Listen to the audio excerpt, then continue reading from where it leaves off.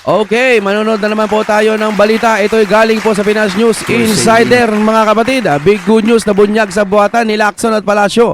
Hawak ni Cayetano ang video Erwin BBM dawit sa USB. OMG! Panoorin na ho natin ito ng sabay-sabay. Ito ang balita ngayon. Trending at pinag-uusapan ngayon sa mundo ng social media. Ang di umano'y balitang breaking news. Senate President Alan Peter Cayetano may malaking pasabog sa palasyo at kay Senator Ping Lacson na siyang dapat malaman ng taong bayan na siyang ayaw di umanong ipalabas ng bayarang media sa publiko. Pero bago ang lahat, kung bago ka pa lamang sa aming channel, please huwag kalimutang mag-like, subscribe at i-click ang notification bell para mas maging updated ka pa lalo sa lahat pa ng bagong video na i-upload namin. At eto na nga mga kababayan, nakipagsabwatan si Senator Lacson sa administrasyon para iporma laban kay Jinggoy, kay Cheese, kay Joel at etc. SP Cayetano. Naglatag ng seryosong aligasyon si Senate President Alan Peter Cayetano laban kay Senator Pampilo Ping Lacson. Alam nyo mga sir, ito kasing administrasyon natin, kahit maglatag tayo ng maglatag ng mga ebidensya at kung ano-ano pang mga larawan na nandudun pa sila, kahit yung mga mali-maleta, para sa kanila, napakahina ng ebidensya, sasabihan pa ng mga kargador-kargador issue. Pansin nyo? Pati kargador, minaliit, Ang sa akin lang, siguro, ilabas nyo na yung pinaka-ebidensyang kailangan para talagang madikdik sila. Huwag na yung paunti-unti. Kasi, alam nyo naman, nangyayari, di ba? Kahit ganyan na yung mga ininalagay ninyong mga ebidensya, wala pa rin. Kaya dapat pinakamalakas na ebidensya na. Kay Cayetano, sinabi niya ganyan.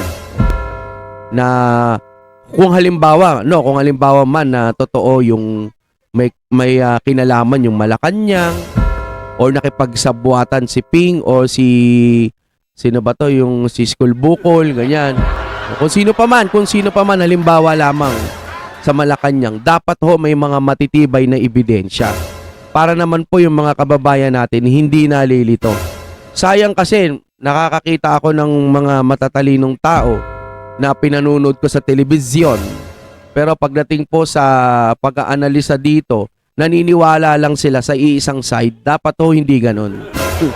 Dapat manaliksik kayo. Tignan nyo kung ano talaga ang pinakatotoo. Sa gitna na nagpapatuloy na sigalot sa Senado, kaugnay ng kontrobersyal na pagpapalit ng liderato noong Hunyo 3, sa kanyang Facebook Live nitong Sabado, ibinahagi ni Cayetano ang umano'y mga impormasyong nakarating sa kanya noong February 2026 habang may mga usapan umano noon tungkol sa posibleng pagbabago sa liderato ng Senado.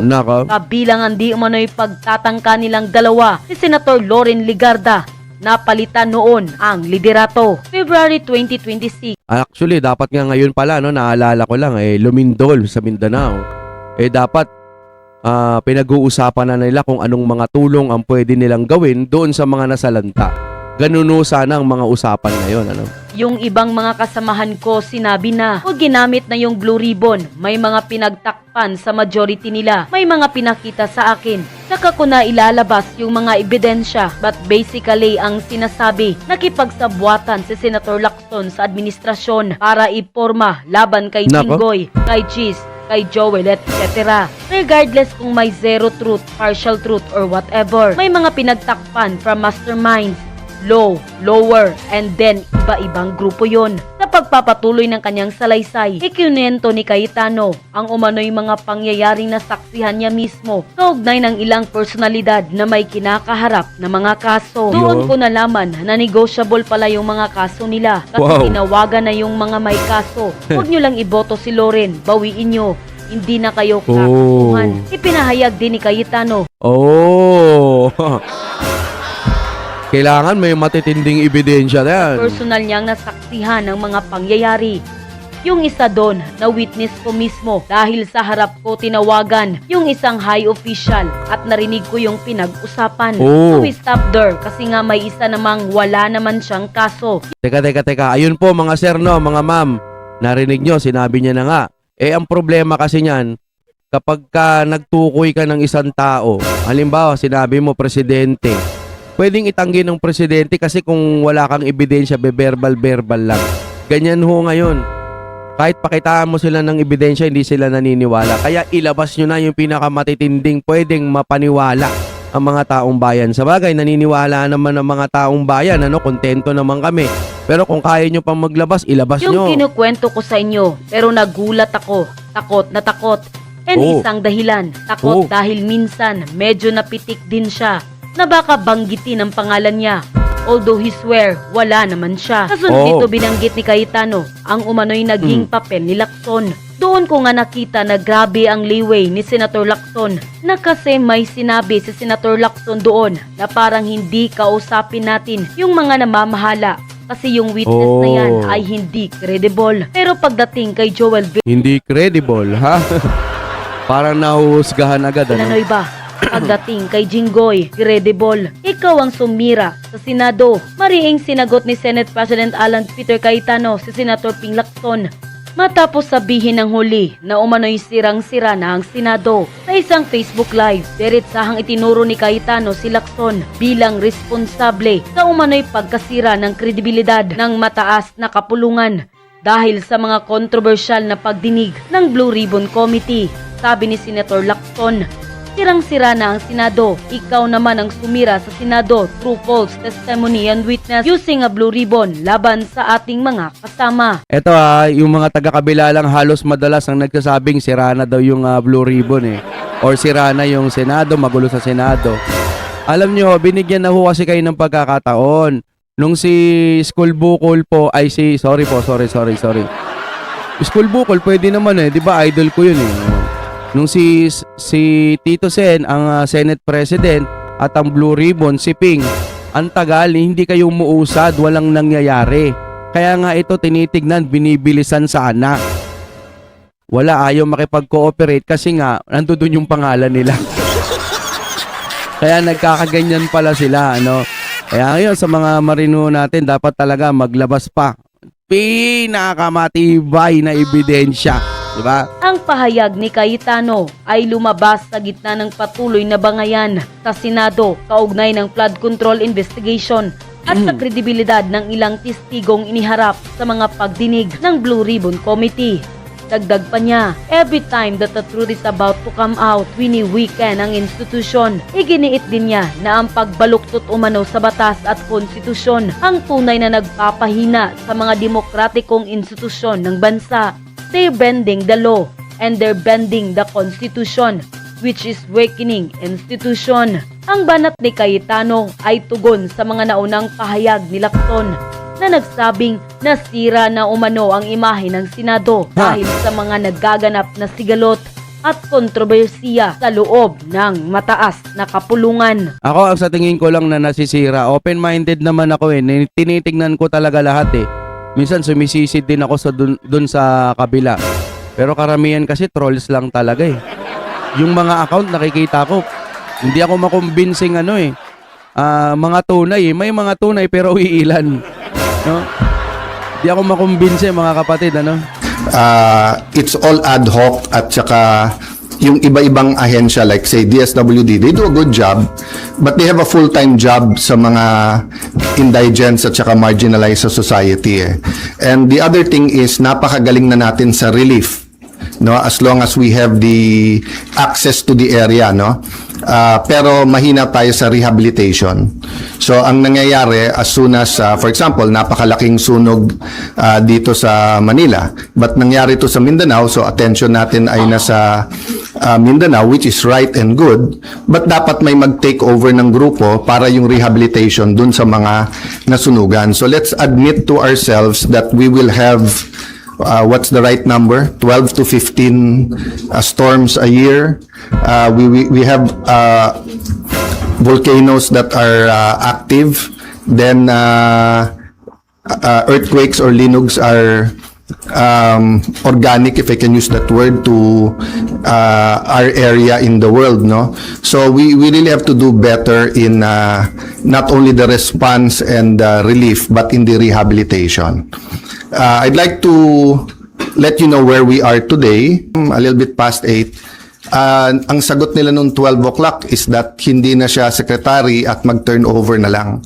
So I really want to avoid sa dami ng problema ng ating bansa that we have to write land bank, maipit yung sweldo ng mga empleyado and everything. And I'll never bend the law, nor will I bend the Constitution, but I will bend backward for our employees para hindi sila maipit sa gulo for as long as it doesn't bend the law. Diba? So kung internal rules or regulation that is not attached to law or it is not morally wrong, that's why I thought of my staff thought of the idea na pag pareho nakapirma para eventually pag nagkaroon ng decision, walang legal infirmity. And it will also prevent yung magfilean yung dalawang kampo ng usurpation. Diba? Kasi of course, as far as I'm concerned, nag-usurp ng authority si Senator Win because he's not really the acting president, pababa. Pero maraming ang problema ang ating bansa, why don't we focus on that? So, apparently, because ayaw nila pumayag, dalawa Senado natin ngayon. You have the Senate of the Philippines and you have the Senate of Malacanang. No? So, yung Senate of Malacanang had the hearing kanina. And you have two Blue Ribbons Committee. Yung isa ay Committee de Absuelto na ang kanyang main work is paano i-absuelto yung mga high officials ng ating bansa at yung isa naman na seeking the truth. So am I saying lahat ng sabihin ng 18 ex-Marines ay completely true? No.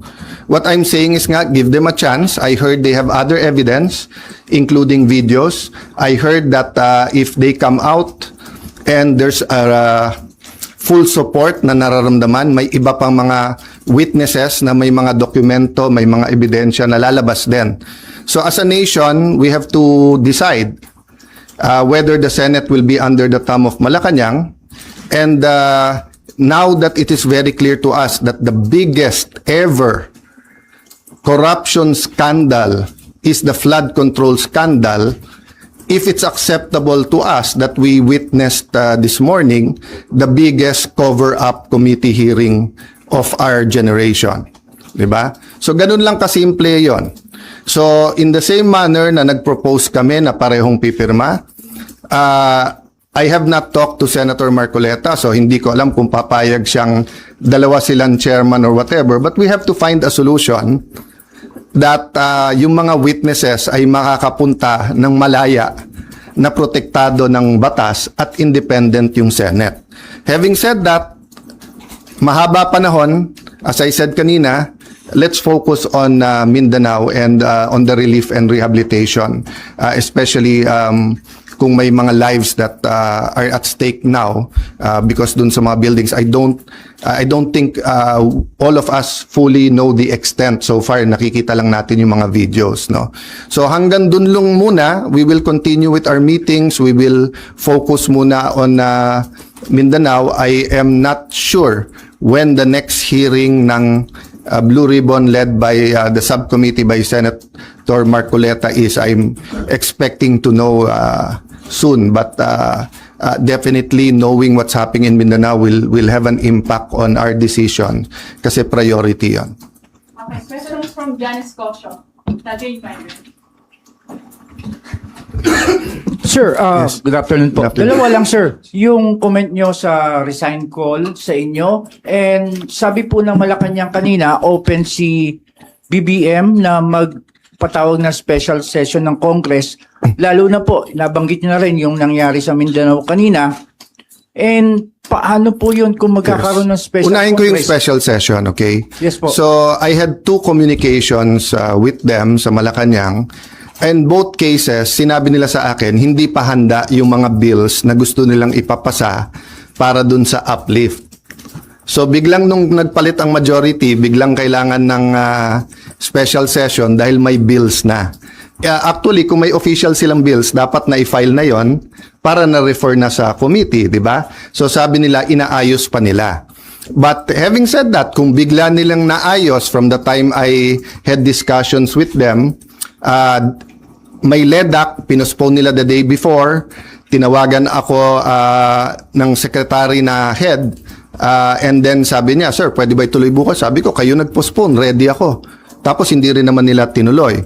Yung sinasabing magtrabaho tayo, nagtatrabaho kami. Ready kami magtrabaho. Sila nag-walk out, kaya nagkaroon din kami ng parliamentary tool na ginamit.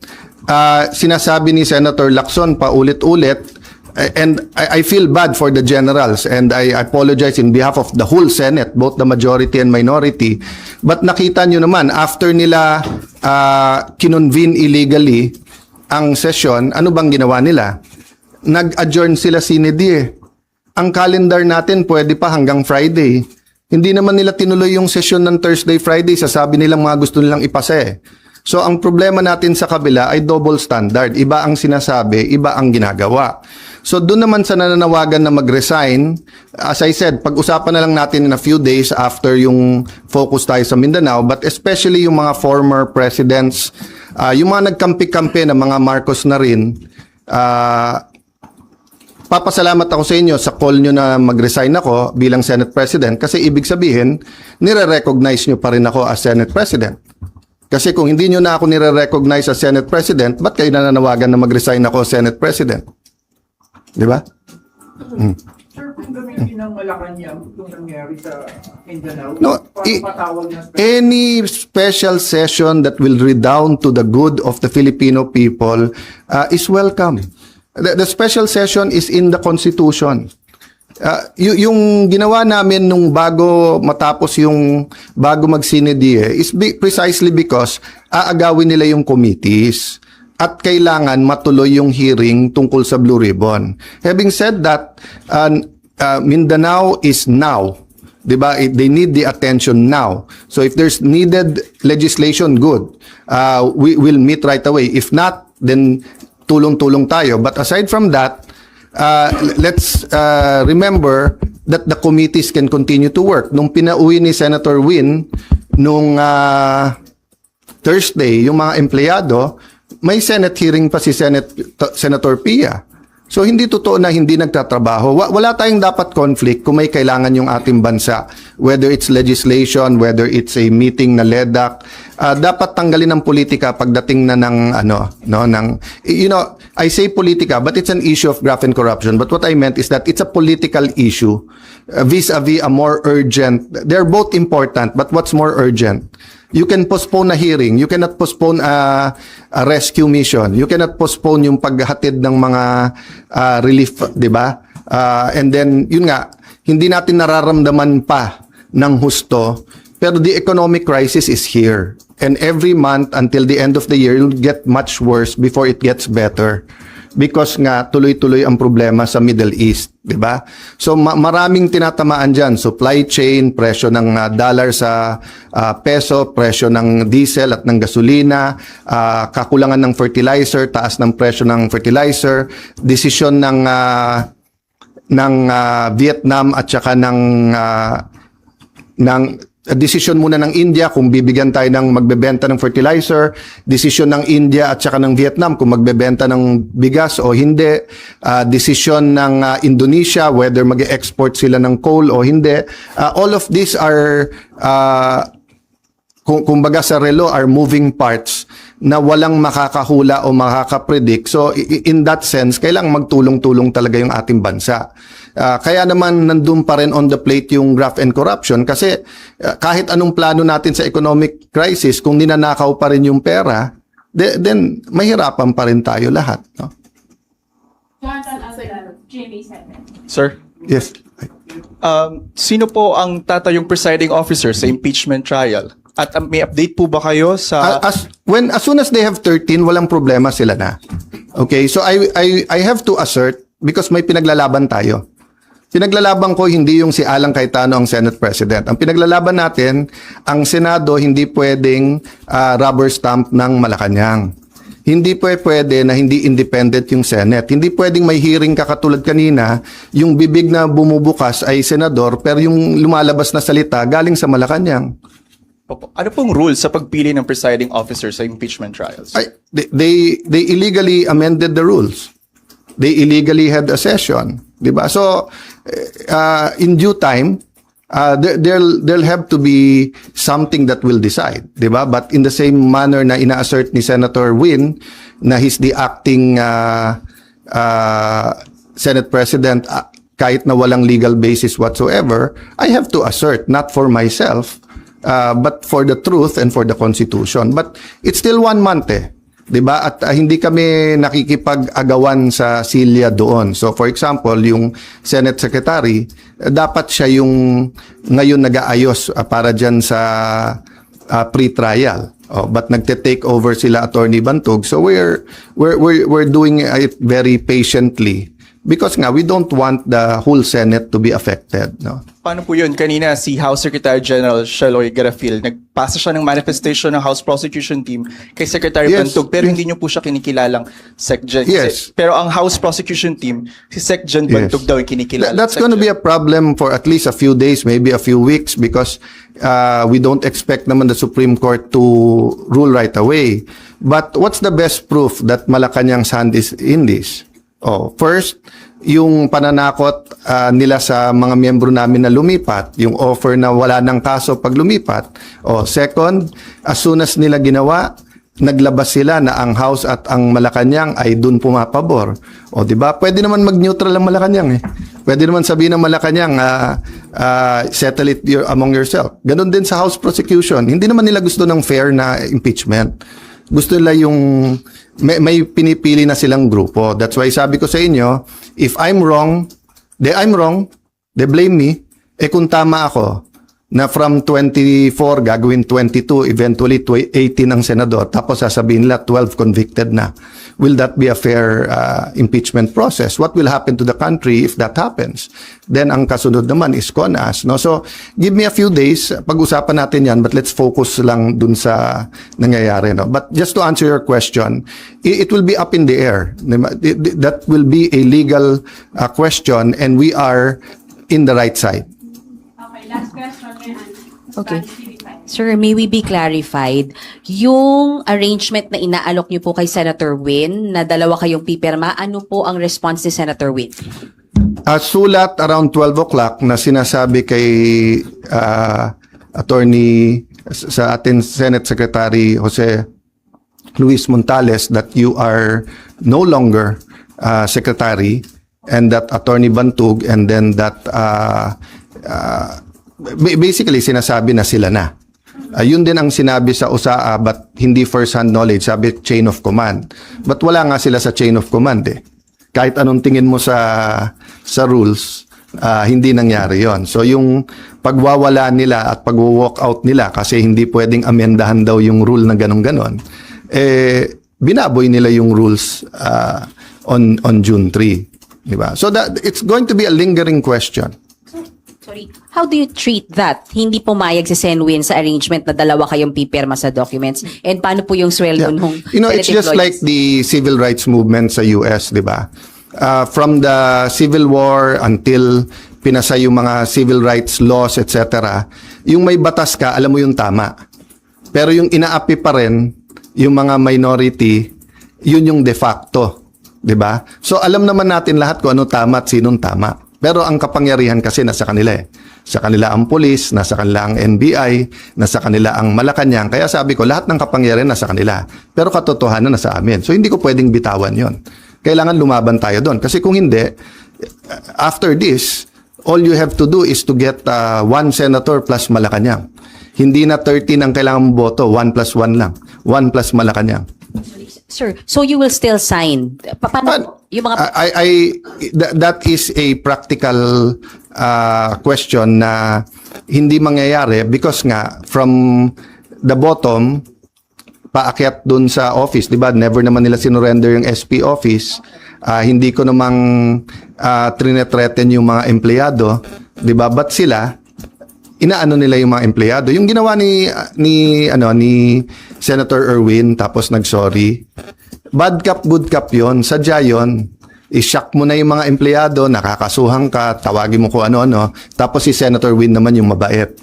So kahit na nag-sorry siya, natanim na yun sa puso ng mga empleyado. Diba? Kaya nga sa akin, sa mga empleyado, it's a matter of conscience. Sir, so you gave up the signing? No, I'm not giving it up. I'm just saying, malamang hindi dumating sa opisina ko yung pipirmahan. But I'm not giving it up. Diba? Kailangan ko i-assert yun. Sir, sorry, ano po ba yung extent nung arrangement na pinopropose po ninyo? Hanggang doon lang sa dalawa kayong magsasign? No, it was a official? first step lang kasi sinabi nila open sila. Hindi naman pala sila open. Diba? Kasi sabi nila, ayaw nila ng gulo. Diba? Sabi nila, eventually, kailangan magsama yung dalawang grupo, one Senate tayo. Diba? But mukhang ang utos ng Malacanang, hindi, kayo lang. Kasi nga alam nila na even if we go to the Supreme Court ASAP, it will take time. So in the meantime, they're buying time until they either get one more member or whatever. How will you assert kung hindi darating sa inyo yung pipirmahan? Basta in any way I can. And it's just like yung example na binigay ko sa'yo, whether it's apartheid, whether it's civil rights, di ba? Doon tayo sa tama. Okay, thank you guys. Last, One last. Sandra. Sir, nabanggit niyo po kasi kanina yung Supreme Court. So are you referring to the one filed by the school teacher, Tayam, or meron po It's kayong always an reaction sa option Supreme for everyone. It's an option for the other side, for us, for the employees can also file. So let's see kasi nauna na si Senator Win, nag-meeting na yesterday ata sa mga taga-USAA and yung kanilang inappoint na secretary at OSAA, bagamat illegal, di ba, umikot na in every. As I told you, no, as a practical matter, ang matagal na naging Senate President si Senator Drilon, di ba? Tapos si Senator Soto, matagal din, more than 5 years, di ba? Si Senator Coco, Senator Mig, Senator Cheese, magkakasama sila ngayon eh. Ako naman, ni isang empleyado, wala pa ako na-appoint eh. So as a practical matter din, sila ang mga kaklose. So syempre, sila ang napakinggan. But I have faith in the Senate staff that they should listen to all sides. But I don't want to disturb, di ba, hindi civil war ang gusto namin. Ang gusto namin, manaig sa Senate ko, ano tama, kung ano mali. Thank you. At yun na nga mga kababayan, ano na ang masasabi mo? Kung mayroon kayong hinaingat komento patungkol sa balitang ito, please comment down below. Pag-uusapan natin yan sa comment section. At kung nagustuhan nyo ang video, ay huwag kalimutang mag-like at i-share na din para mas marami pang makaalam at umabot ito sa marami sa ating mga kababayan. Maraming salamat po!